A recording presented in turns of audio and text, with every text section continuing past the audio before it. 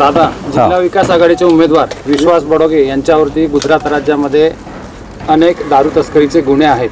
या अनुषंगाने गुजरात पोलिसांनी त्यांना अटक केली अशी बातमी तिथल्या अधिकाऱ्यांनी बाईटद्वारे दिलेली आहे. तर या अनुषंगाने त्यांचं आता नगराध्यक्ष पदासाठी ते उमेदवारी करत आहे आणि अशा वेळी त्यांना अटक करणं यामध्ये तुम्हाला काही राजकीय हस्तक्षेप वाटतो का? काय म्हणाल तुम्ही? काय? निश्चितच राजकीय दबावापोटीच हे गुन्हे त्यांनी बेकायदेशीर दाखल केलेले आहे आणि विश्वासभाऊ बाहेर असले मध्ये असले तरी विश्वासभाऊ आमचे उमेदवार आहे. कारण कॅप्टन जरी आऊट झाला असेल तरी कोच आहे इथे आणि कोच असल्यामुळे विश्वासभाऊ आणि त्यांचे जे उमेदवार आहे 23च्या 23 ते निश्चित सर्व निवडून येतील अशी आम्हाला खात्री आहे. विरोधक लोकांमध्ये अशी संभ्रमता निर्माण करत आहे की तुमचा जो जिल्हा विकास आघाडीचा नगराध्यक्षपदाचा उमेदवार जो आहे त्याला तुरुंगात जावं लागलेला आहे आणि अशा परिस्थितीमध्ये तुम्ही अशा उमेदवाराला निवडून देणार का, असा जो प्रचार चाललेला आहे विरोधकांचा, यावर तुम्ही कशी रणनीती तयार केली आहे? काय सांगाल? हे बघा, विश्वासभाऊ जरी तिकडे गेले असतील तरी इकडे आम्ही आहे आणि त्यांना सामोरं जायला आम्ही सक्षम आहे. कारण जे विरोधक आहे आमचे तेही त्याच पद्धतीने व्यवसाय करतात. त्याच्यामुळे ते काही जास्त लोक मनावर घेतील असं आम्हाला वाटत नाही. ज्या प्रकारे आपण पत्रकार परिषद घेऊन सांगितली की विश्वास भाऊंवरती राजकीय हस्तक्षेप झाला आहे, तर नक्की कोणा थ्रू हा राजकीय हस्तक्षेप होऊन दडपशाही करून ही अटक झाली आहे, याबाबत आपण काय माहिती देऊ शकता? ते थोड्या दिवसात माहिती पडेल, आपोआप बाहेर येईल ते कोणी केलेले आहे ते.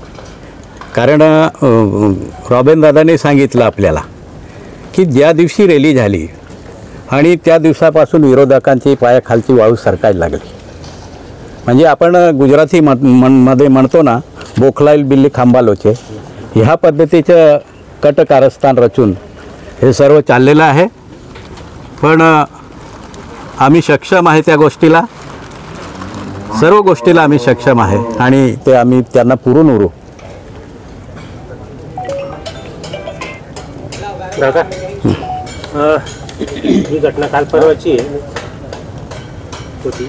आजपर्यंत पण नवापूर नगरपालिका इलेक्शन पाहता, निवडणूक पाहता अद्यापर्यंत कुठल्याही सत्ताधारी किंवा विरोधक पक्षाने विश्वास बडोगे यांच्या विरोधात एकही वाक्य काही बाहेर आलं नाही जाहीरपणे. मग तरी तुम्हाला काय वाटलं की आपण त्याविषयी आपली भूमिका मांडावी असं? हे बघा, 3 वर्ष झालेले आहे, विश्वासभाऊ घरी आहे, तिथलं कुठलाही तसं त्यांचा व्यवसाय नाही आणि अचानक फॉर्म भरला आणि प्रचार रॅली काढली आणि अटक करणं हे काय आम्हाला उचित वाटत नाही. दादा, जिल्हा विकास आघाडीतर्फे पूर्णचे पूर्ण 23 उमेदवारांचे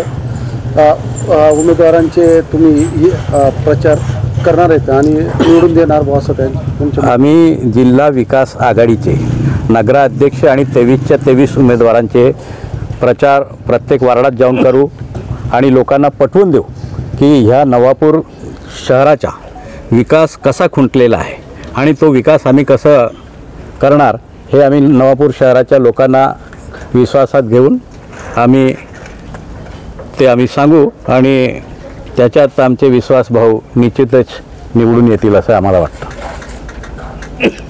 निवडणुकीच्या पहिले बाहेर येतील का दादा? आम्ही प्रयत्न चाललेले आहे, न्याय प्रविष्ट आहे, त्याच्यामुळे काय ते जास्त बोलता येत नाही.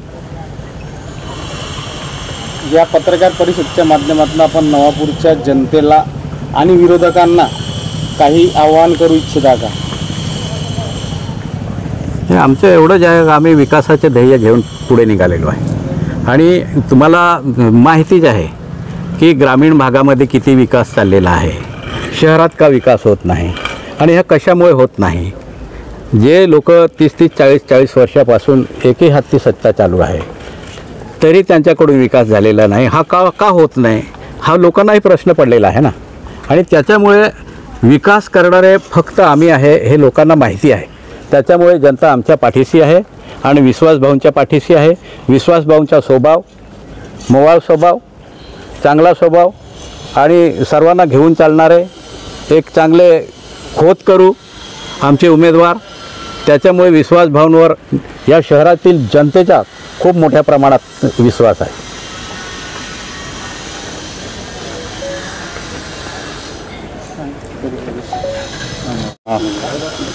सर्व जिल्ह्यामधून आलेले पत्रकार बंधूंना आम्ही नंदुरबार विकास आघाडीतर्फे सर्वांचे स्वागत करतो आणि सर्व पत्रकार बंधूंना इथे बोलवण्याचे कारण असं आहे की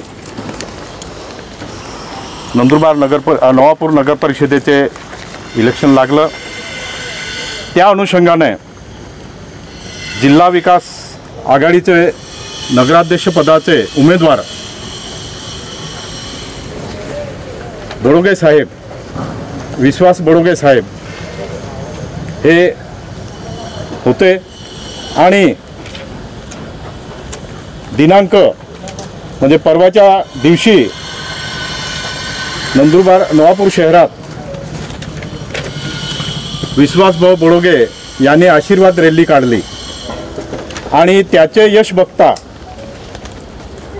नवापूर शहरात असलेले विरोधक, विश्वासभाऊचे विरोधक यांनी षडयंत्र करून विश्वासभाऊंना या निवडणुकीपासून कसं दूर करता येईल, दूर ठेवता येईल याच्यासाठी त्यांनी गुजरात पोलिसांना संगनमत करून त्यांना अटक करायला लावलं आणि त्याच्यावर खोटी केस दाखल करून त्यांना या निवडणुकीपासून कसं दूर करता येईल, कसं दूर ठेवता येईल हा प्रयत्न केलेला आहे. आणि नवापूर शहरात या लोकांची म्हणजे विश्वासभाऊ बडोगेच्या विरोधकांची या 2-4 दिवसात प्रचंड दादागिरी वाढलेली आहे. हे इथे प्रकाशात आणण्यासाठी आम्ही ही पत्रकार परिषद घेतलेली आहे. तरी आपले काही प्रश्न असतील त्याचे उत्तर आमचे जिल्हा विकास आघाडीचे नेते शरददादा गावित देतील. विश्वासभाऊंना गुजरात पोलिसांनी काल जे अटक केलेली आहे त्या संदर्भात अनेक उमेदवारांमध्ये एक भीतीचं वातावरण निर्माण झालेलं आहे. तर ती भीती कशी दूर हे करणार? बघा, कसं सांगाल? कॅप्टन जरी गेले ना तरी कोच आहे ना इथे. त्याच्यामुळे त्यांनी टेन्शन करायची काही गरज नाही. सक्षम आहे आम्ही. त्यांचे वडील आहे, त्यांच्या मिसेस उभे आहे आणि लोकांचे भरपूर प्रेम आहे त्यांच्यावर. कारण त्यांना उमेदवारी मागे घेण्यासाठी काही दबाव तंत्र वापरण्यात आला होता? तसं काय आम्हाला अजून समजलं नाही.